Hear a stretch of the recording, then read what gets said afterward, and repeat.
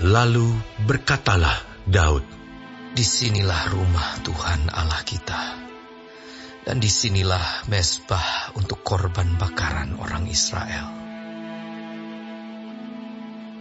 Daud menyuruh mengumpulkan orang-orang asing yang ada di negeri orang Israel. Lalu ditempatkannya tukang-tukang untuk memahat batu-batu pahat yang akan dipakai untuk mendirikan rumah Allah. Selanjutnya, Daud menyediakan sangat banyak besi untuk paku-paku bagi daun pintu gerbang dan bagi tupai-tupai. Juga sangat banyak tembaga yang tidak tertimbang beratnya, dan kayu aras yang tidak terbilang banyaknya. Sebab orang Sidon dan orang Tirus membawa sangat banyak kayu aras bagi Daud.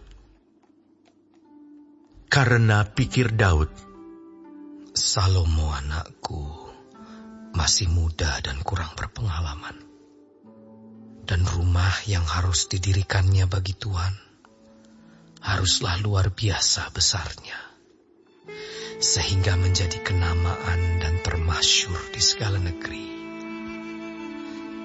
Sebab itu baiklah aku mengadakan persediaan baginya."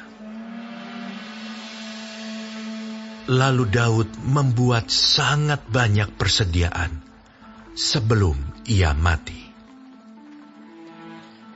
Kemudian dipanggilnya Salomo, anaknya, dan diberinya perintah kepadanya untuk mendirikan rumah bagi Tuhan, Allah Israel.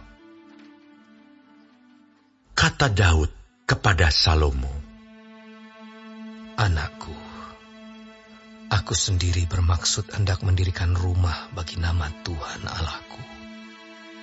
Tetapi firman Tuhan datang kepadaku demikian: Telah kau tumpahkan sangat banyak darah, dan telah kau lakukan peperangan yang besar.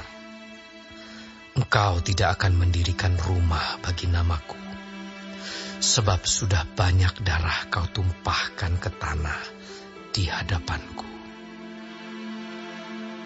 Sesungguhnya seorang anak laki-laki akan lahir bagimu.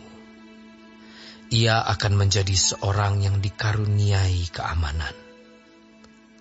Aku akan mengaruniakan keamanan kepadanya dari segala musuhnya di sekeliling.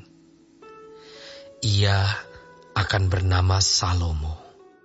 Sejahtera dan sentosa akan kuberikan atas Israel pada zamannya.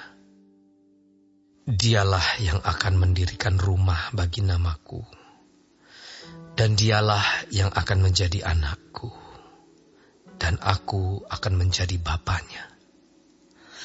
Aku akan mengokohkan tahta kerajaannya atas Israel sampai selama-lamanya. Maka sekarang, hai anakku, Tuhan kiranya menyertai engkau, sehingga engkau berhasil mendirikan rumah Tuhan Allahmu, seperti yang difirmankannya mengenai engkau. Hanya Tuhan kiranya memberikan kepadamu akal budi dan pengertian, dan membuat engkau menjadi pemegang perintah atas Israel, supaya engkau memelihara Taurat Tuhan Allahmu. Maka engkau akan berhasil jika engkau melakukan dengan setia ketetapan-ketetapan dan hukum-hukum yang diperintahkan Tuhan kepada Musa untuk orang Israel. Kuatkan dan teguhkanlah hatimu. Janganlah takut dan janganlah tawar hati.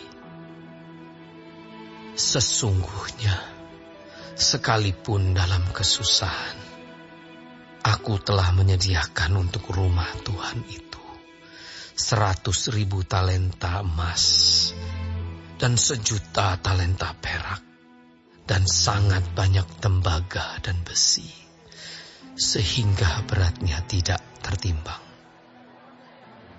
Juga aku telah menyediakan kayu dan batu, tetapi baiklah engkau menambahnya lagi.